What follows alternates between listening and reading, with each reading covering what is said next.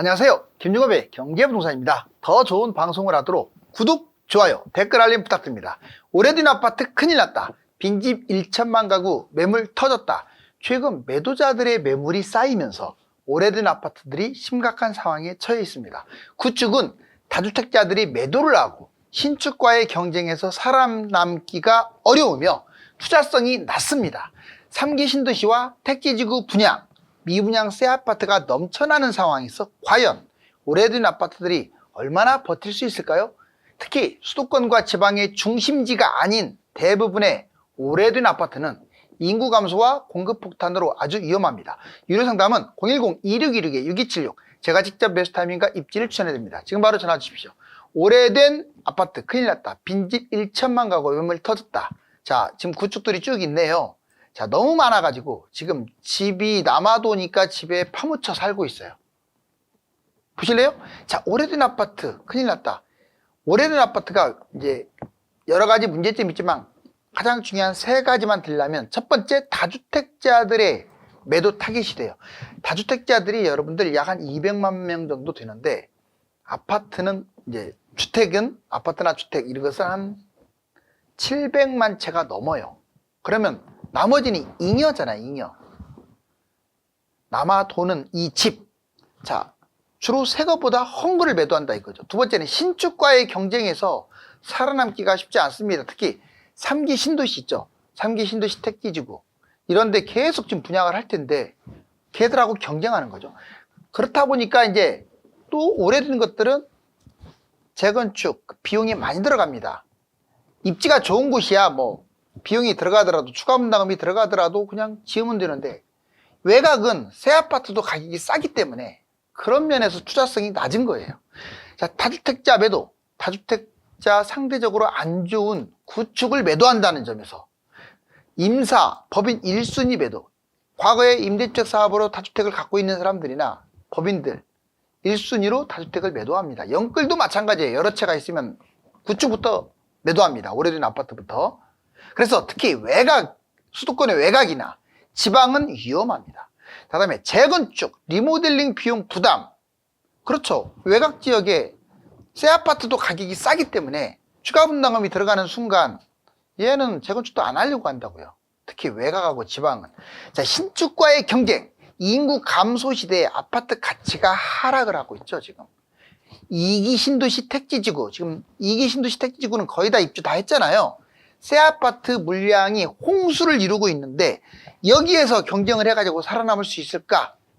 잘 팔리지 않고 계륵으로 전락할 수도 있어요. 끌고 가자니 아쉽고, 그 다음에 또 안 팔자니 나중에 가격이 또 못 갈 것 같고, 잘 팔리지 않아서 계륵이다. 투자성이 낮습니다.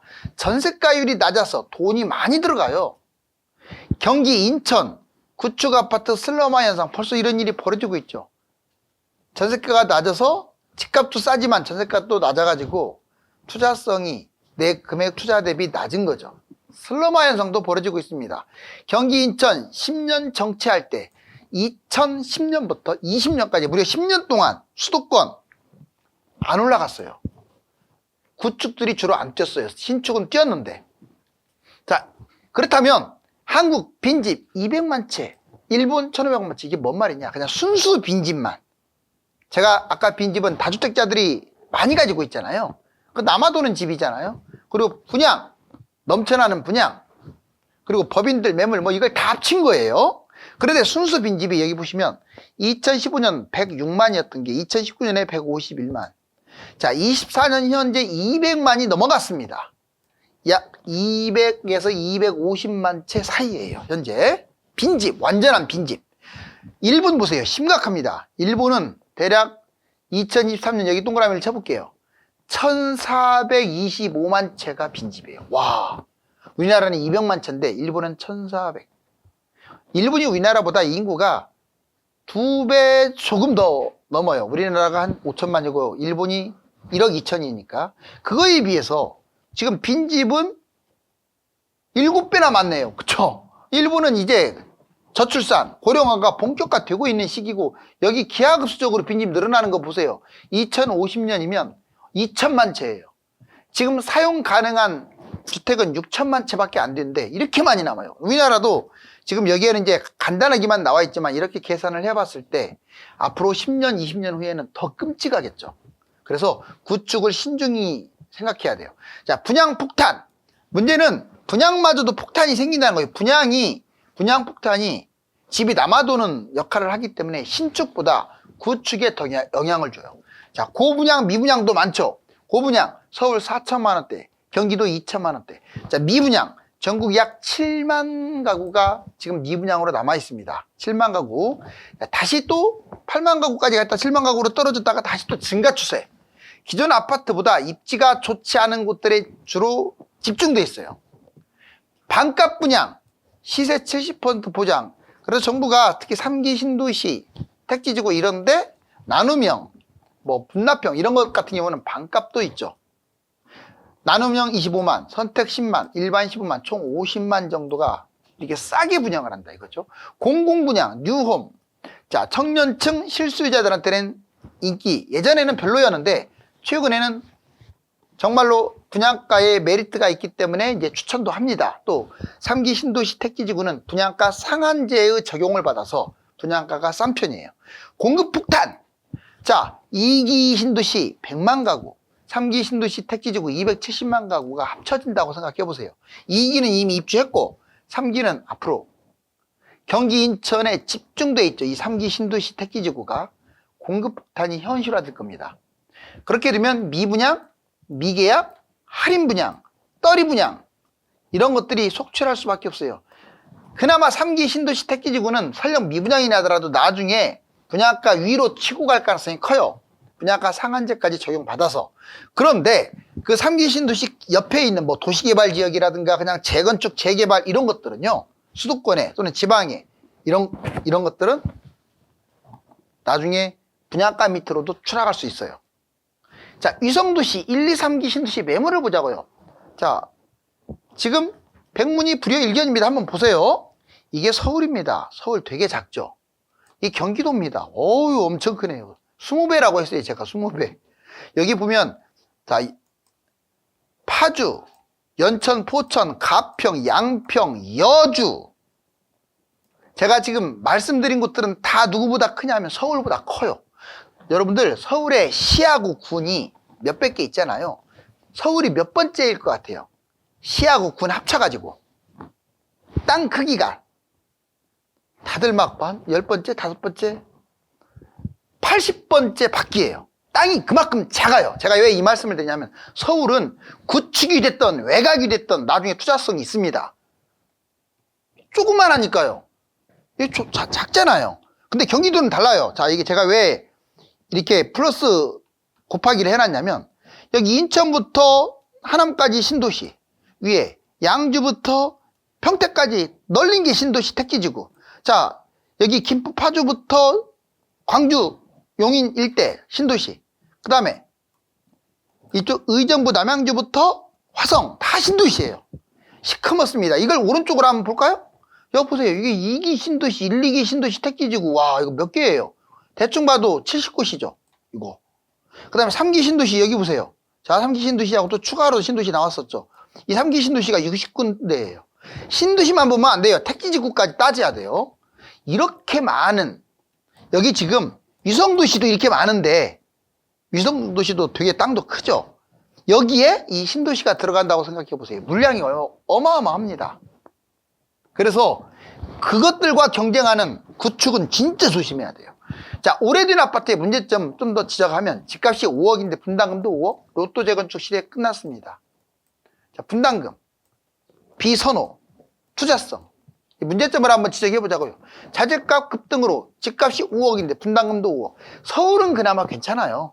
서울은 만약 5억이라고 분담금 뭐 제일 센 게 5억이라고 했을 때 기본적으로 새 아파트가 10억, 뭐 15억 이렇게 가기 때문에 서울은 손해보지 않습니다. 근데 경기도나 지방은 다르죠. 그런데 5억짜리가 5억을 들어가갖고 과연 10억, 15억을 갈 것인가?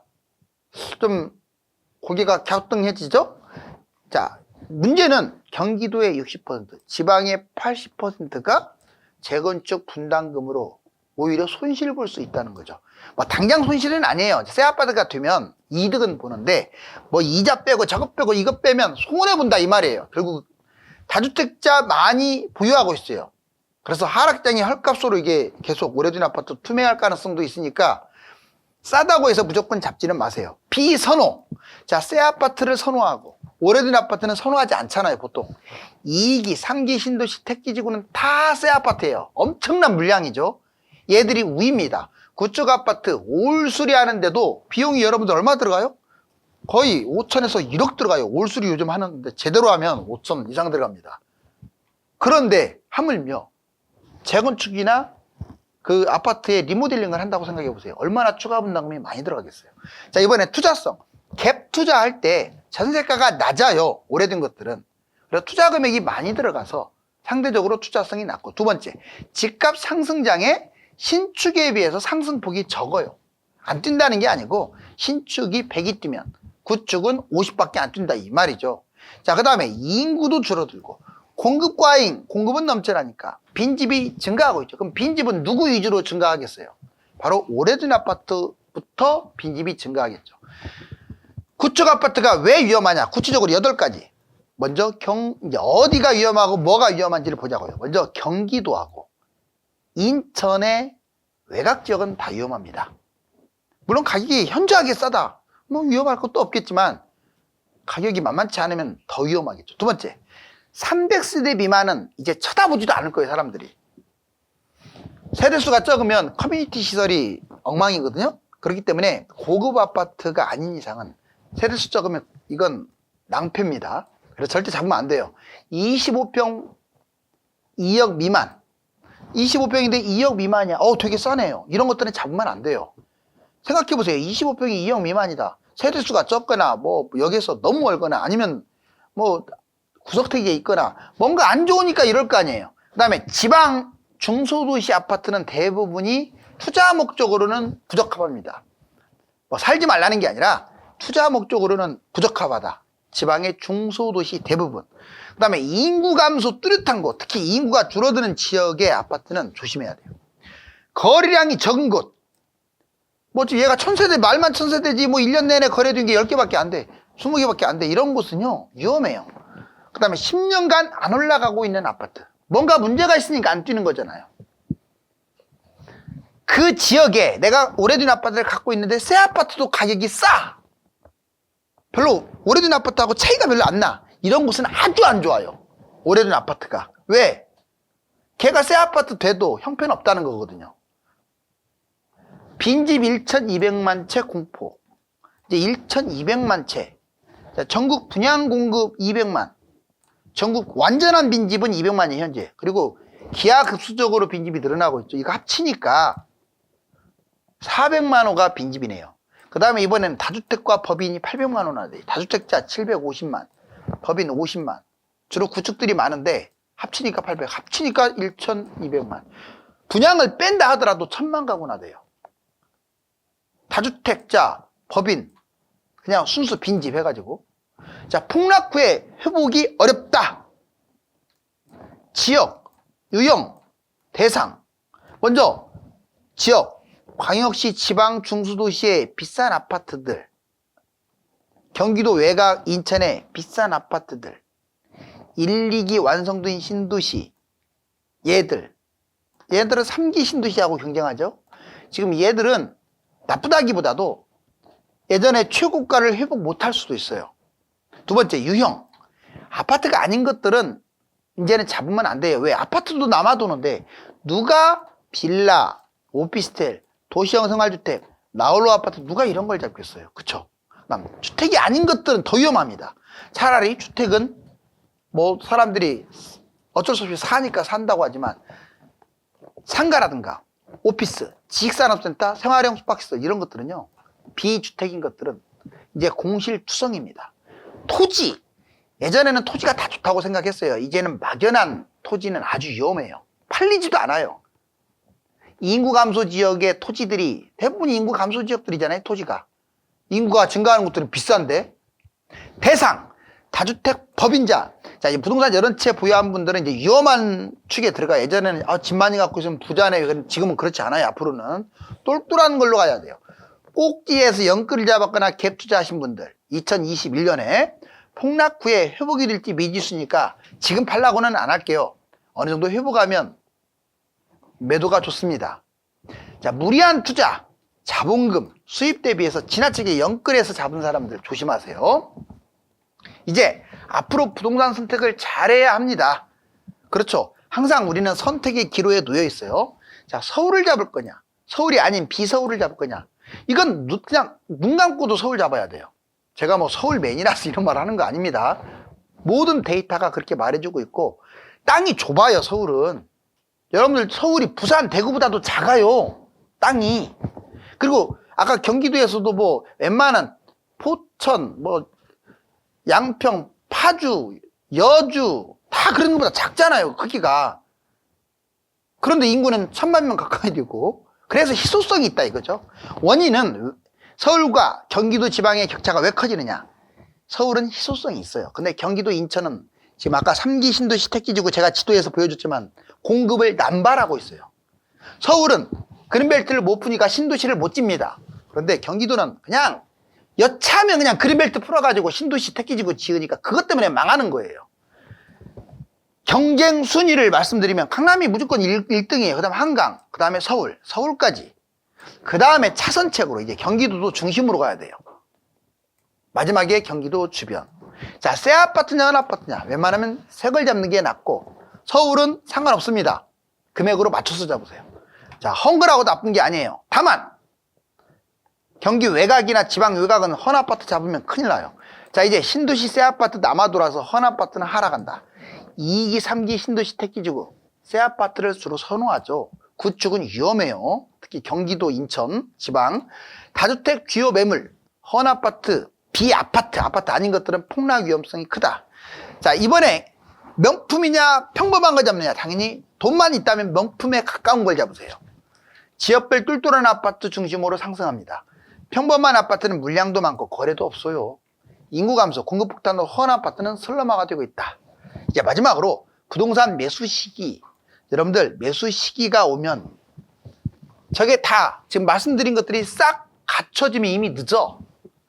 갖춰지기 전에 쫙 이렇게 관망했다가 바로 갖춰지기 전에 막 뭔가 이상할 때 잡아야 돼요. 그래야 금매를 잡을 수 있고, 그래야 상승장에 많이 뛸 수 있습니다. 기준금리 인하, 이미 인하 계속 해버리면 늦어요. 그때는 장기 정체 인하. 자, 이번에 해외 집값 상승, 해외 집값이 계속 본격적으로 날아가 버리면요, 우리나라도 연동하기 때문에, 우리나라도 다른 나라 집값하고 연동하기 때문에 미리 선점해야 돼요. 주가 상승 랠리. 지금 주식이 이제 상승 초반이거든요. 제가 보기에는 저평가 상태에서 이제 탈피하는 모습이에요.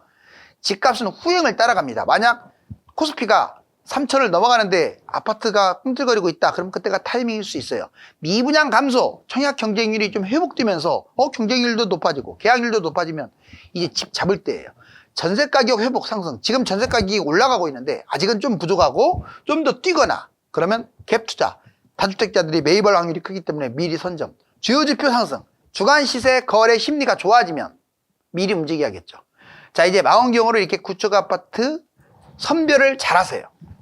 오래된 아파트가 장기적으로 좋은 곳은 서울, 수도권과 지방의 중심 지역들이며, 재건축을 했을 경우 투자 가치가 있는 고가 아파트 밀집 지역입니다. 감사합니다.